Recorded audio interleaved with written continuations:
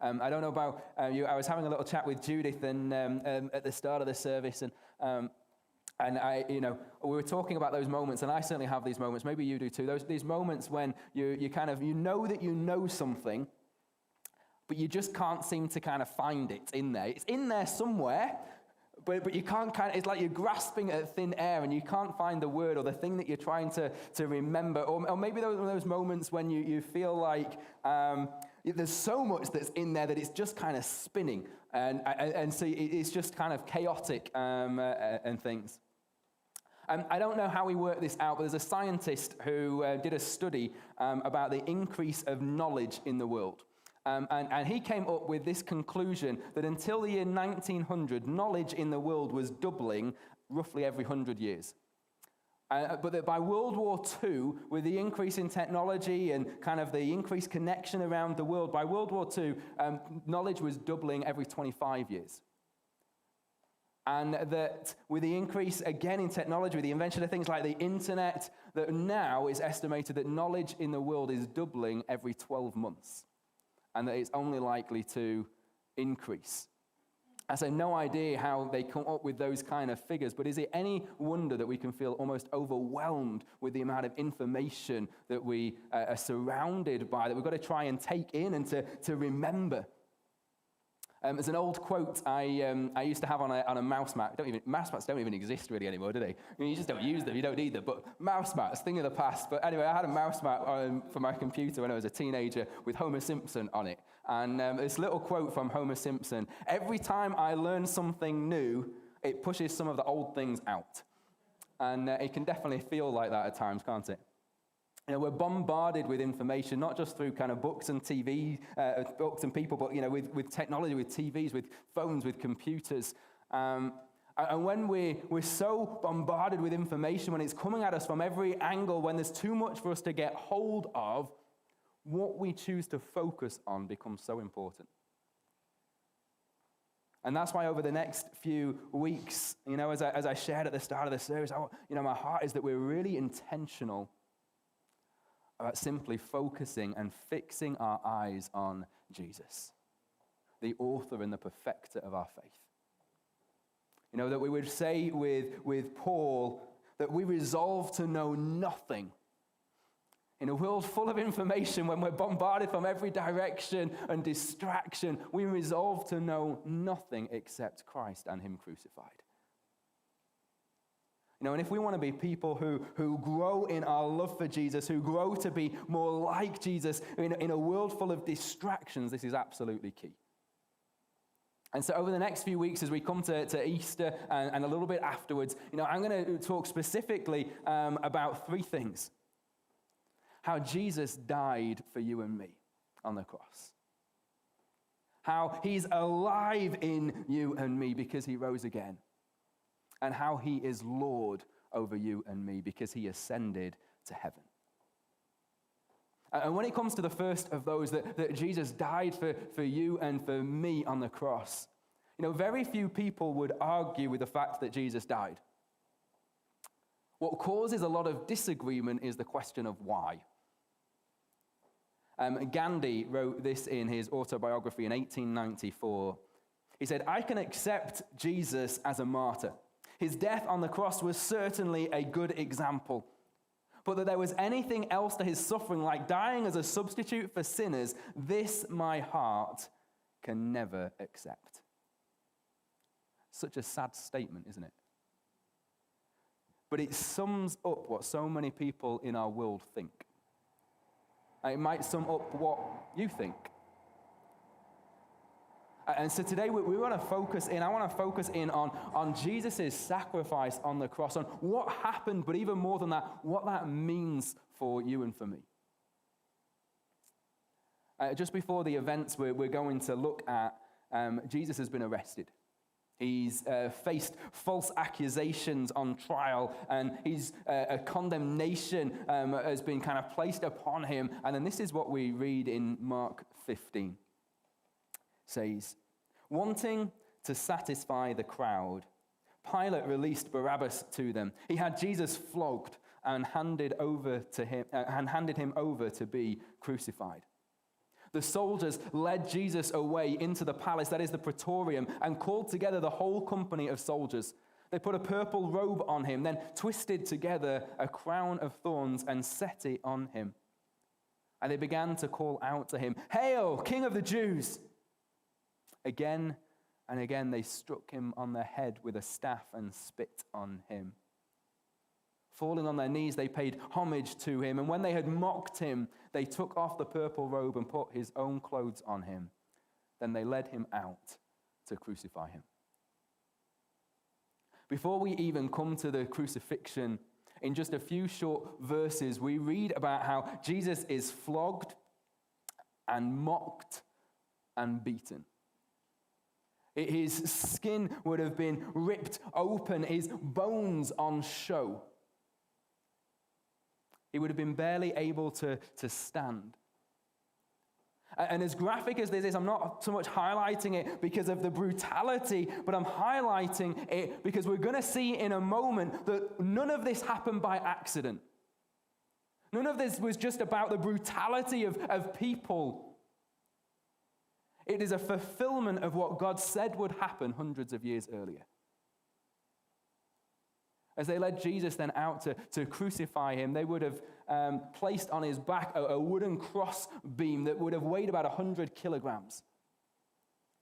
He would have been made to carry that beam in front of a crowd of people who were shouting and jeering at him, with 2 soldiers in front and 2 soldiers behind.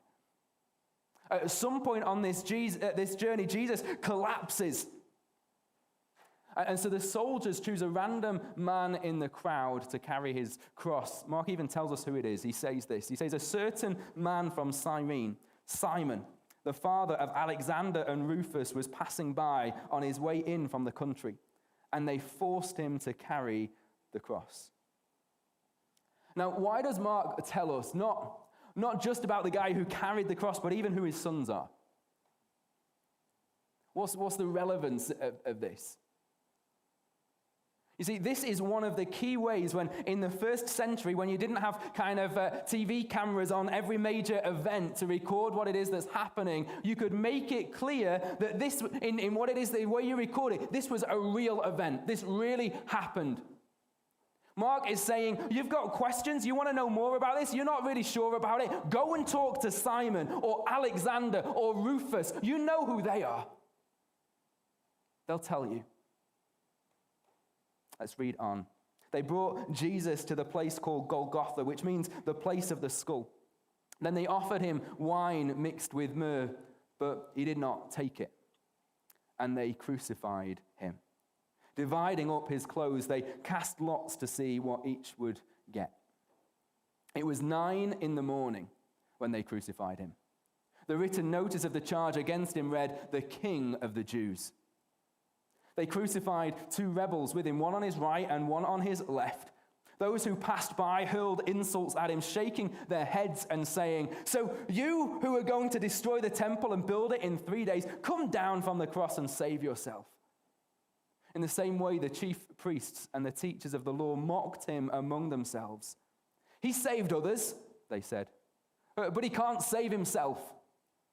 Let this Messiah, this King of Israel, come down now from the cross that we may see and believe." Those crucified with him also heaped insults on him. Jesus is crucified on what seems to be a main road with people constantly passing by. And as they pass by, just kind of going about their day, they mock and insult Jesus. And he's not only mocked by the passers-by, but by the religious leaders, and then even by the criminals being crucified with him at the same time. And again, Mark wants to make sure that we don't miss this. Why is there such a long passage which is just focused on basically the insults and the mockery that Jesus suffered? It's because he wants us to know that this is happening not as an accident. This is happening not as a sign that Jesus has failed, but as a fulfillment of what God said would happen hundreds of years earlier. Mark doesn't go into a lot of detail about the crucifixion itself because he doesn't need to.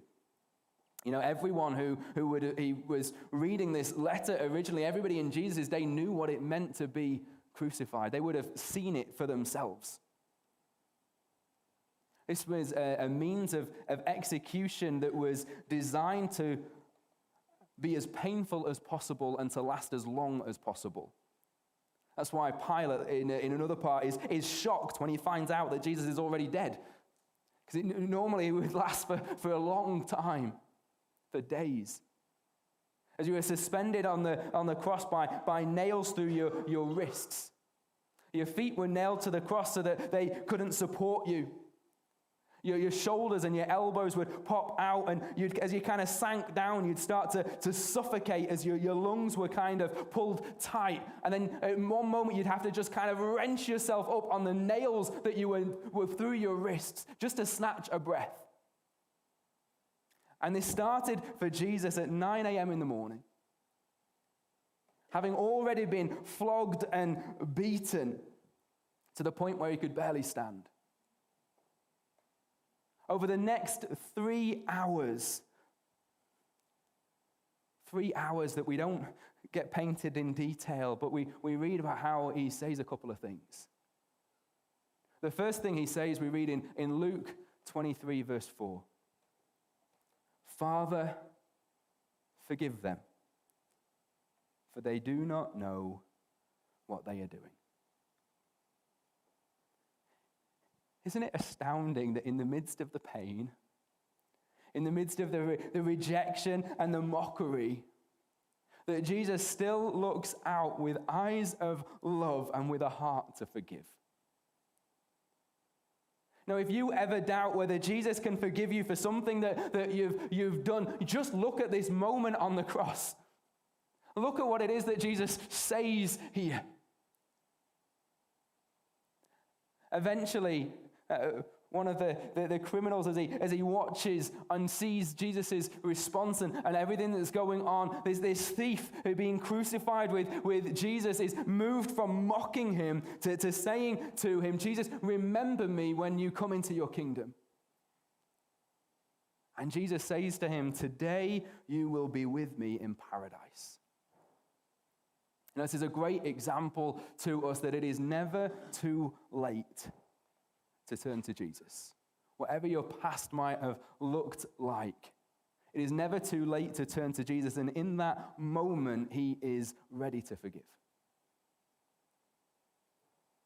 3 hours in then, and this is what we read. At noon, that's 3 hours later, 3 hours after 9 a.m., after Jesus was nailed to the cross, darkness came over the whole land until 3 in the afternoon.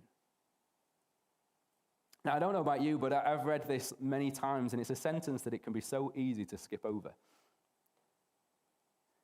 But this is shocking, and it's dramatic. Just try and imagine it for a moment. Instantly, it goes dark everywhere. Not for a minute or for 5 minutes. Not for the length of a solar eclipse, which is about 7.5 minutes. Not for even for an hour, but for 3 hours, darkness everywhere. Starting at noon, in the middle of the day, when the sun should be at its highest. This is a supernatural darkness, and I think it's really significant.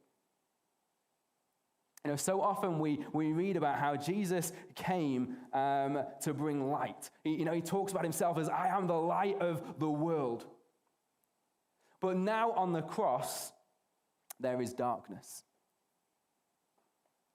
And it's easy to think that it must have been just kind of, I don't know, dark over the hill where Jesus was, or maybe dark over Jerusalem.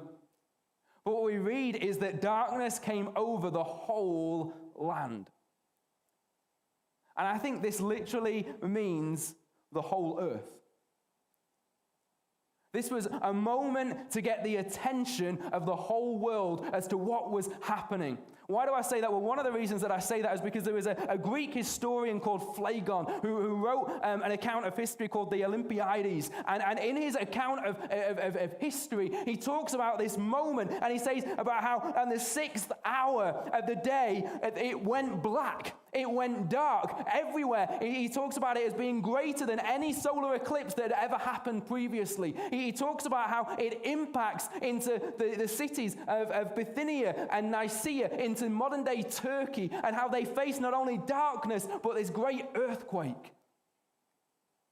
It's this phenomenal kind of picture which is put together by a historian who's a pagan, who's got no interest in Christianity, just kind of recording an event.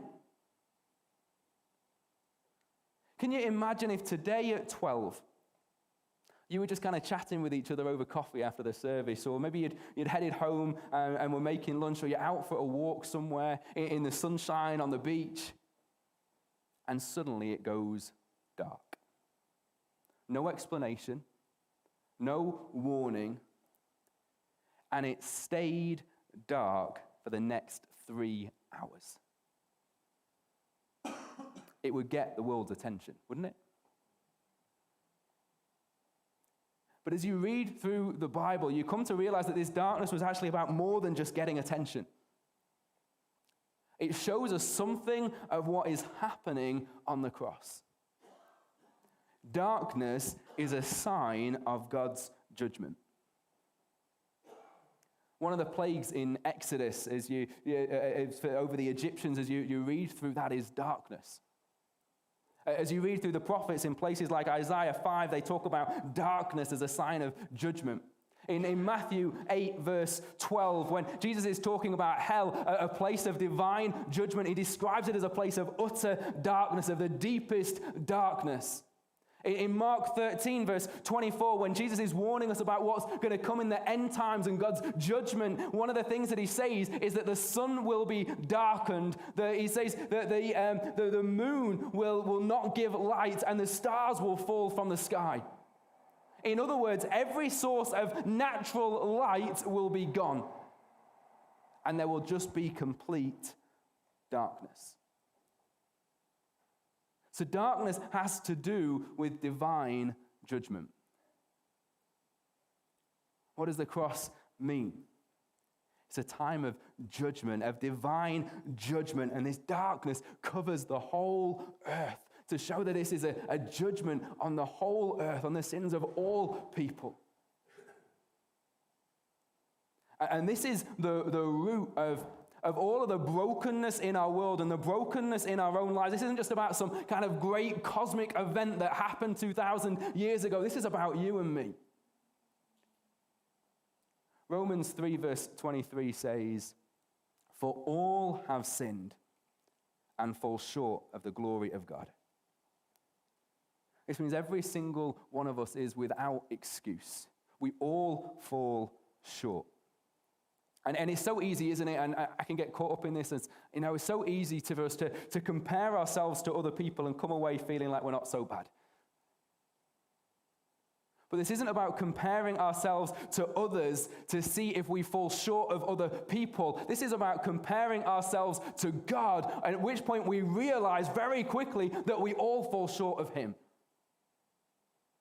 When we waste our time comparing ourselves to other people, it's like trying to work out where am I in the kind of thing? Am I at the bottom of a deep pit, or am I at the top of Mount Everest, or am I somewhere in between? When really it doesn't matter, because wherever you are on that scale, every single one falls well short of reaching the stars. As we look at a broken world, and ask, why do we live in a world where a dictator declares war on innocent people? The answer is because all have sinned and fall short of the glory of God. Why is addiction such an issue in our culture? Why do we see people's lives torn apart by it? Because all have sinned and fall short of the glory of God. Why are relationships full of misunderstanding and conflict and selfishness? Because all have sinned and fall short of the glory of God. What is happening on the cross is so important for you and me, and so important for our whole world, because Jesus on the cross is the only one who can set us free from the consequences of sin, and we have all sinned and fall short of the glory of God. So this darkness that covers the whole land for 3 hours is so significant, because it shows us through a physical sign how God's wrath, God's judgment on sin for all people, for all of time, across the whole of the earth, is poured out on Jesus on the cross. For 3 long more hours then, Jesus hangs there suffering in the dark. And then this is what Mark tells us happens next. It says, at 3 p.m, Jesus cried out in a loud voice, "Eloi, Eloi, lama sabachthani," which means, my God, why have you forsaken me?" When some of those standing near heard this, they said, "Listen, he's calling Elijah." Someone ran, filled a sponge with wine vinegar, put it on a staff, and offered it to Jesus to drink. "Now leave him alone. Let's see if Elijah comes to take him down," he said. With a loud cry, Jesus breathed his last. And we read in Luke's and John's accounts that what this loud cry is, that Luke tells us how he cries out, "Father, into your hands I commit my spirit." And then John says he cries out, "It is finished." Now, there's a huge amount that we could say about these verses and Jesus' last words and what it is that's going on here. What a lot of people claim, and you may have heard, I know I've certainly heard it many times, is that at this moment on the cross, as Jesus cries out, my God, why have you forsaken me?" That what is happening is that God is turning away from Jesus. He's turning his back on Jesus, that the Father abandons the Son because he takes on our sin. And I wrestled with this for a lot of years, because honestly, as I look at the rest of the Bible, this kind of understanding of the verse, it just doesn't kind of fit. People say it's the only time that Jesus prays when he refers, when he uses the language of God instead of the language of Father, and that kind of shows us that in this moment there is this distance between him and the Father. But it's only right before this that Jesus prays, "Father, forgive them, for they know not what they do." And it's only right immediately after this that Luke tells us that Jesus prays, "Father, into your hands I commit my spirit." And so, if he's using the language of intimacy right before and right afterwards, then that argument for me doesn't really hold up. And then you look at what Jesus himself says when he's preparing his disciples for this moment. In John 16, verse 32, he says, "You will leave me all alone. You will desert me and abandon me," which is what we see happens at that moment. And then Jesus goes on and says, "Yet I am not alone, for my Father is with me." So if the Father doesn't abandon Jesus in this moment, if the Father is with him, then why does Jesus say these words, and what does he mean by them? You know, despite what it looks like on the surface, I don't think this is a cry of rejection or a cry of desperation. As if Jesus feels like the Father has abandoned him and isn't with him anymore. I believe this is a cry of faith. Jesus is experiencing the weight of our sin.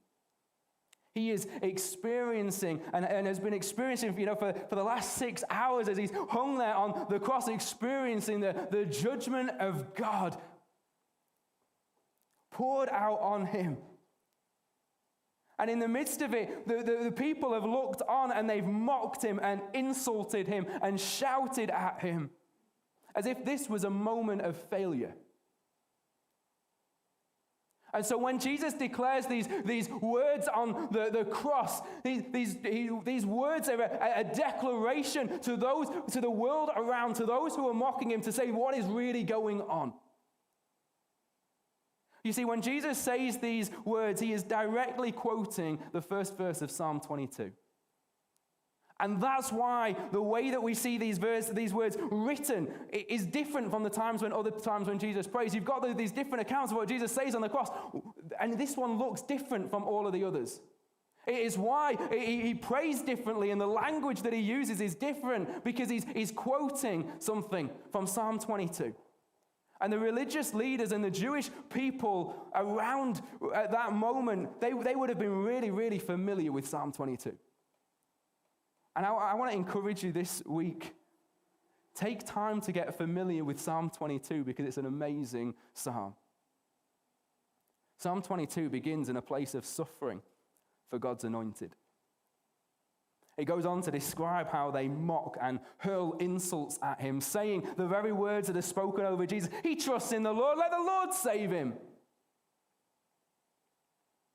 And it describes how they pierce his hands and his feet, how his bones are on display, which is what happens because of his flogging, how they gamble for his clothes. And then in verse 24, we read how in the face of suffering and mockery, he's not been forsaken at all. It says, for God has not despised or scorned the suffering of the afflicted one. He has not hidden his face from him, but has listened to his cry for help. So you go on, the end of the psalm then gives this wonderful picture of all that God is going to accomplish as lives are transformed, as his kingdom is established, as every person comes to recognize him for who he is. And it finishes with these words, he has done it.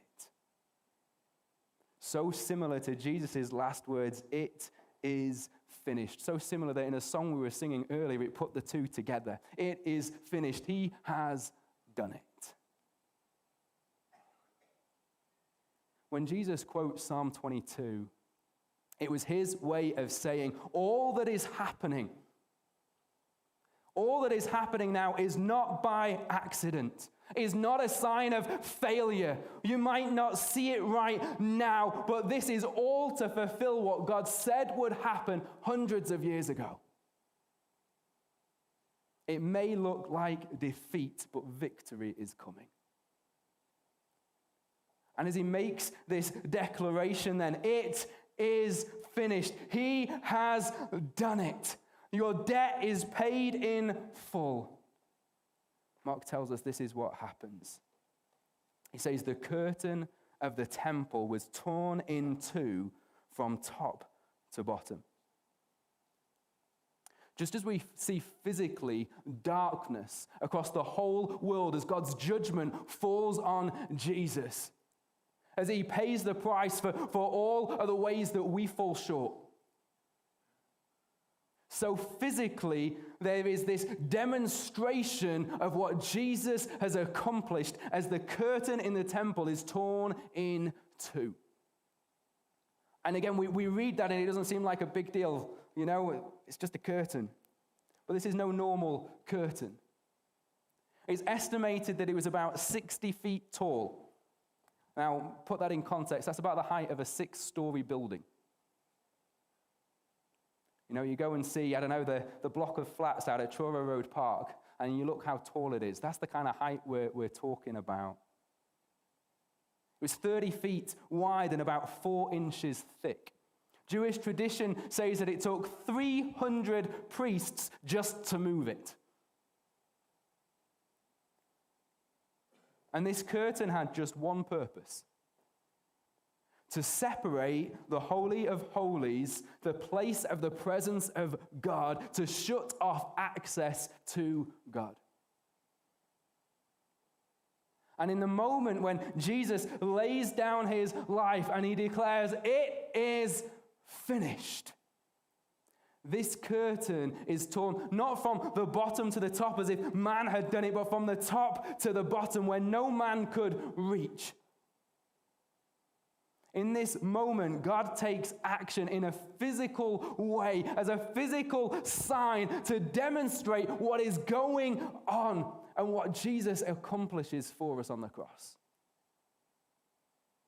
To show us that because of Jesus, we are no longer separated from God.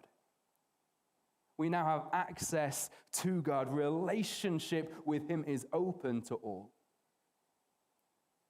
This is why the writer to the Hebrews says in chapter 4 that beautiful phrase, let us then approach God's throne with confidence, knowing that we will find grace and mercy. You know, at the cross, Jesus opened the way for us to have a relationship with the Father.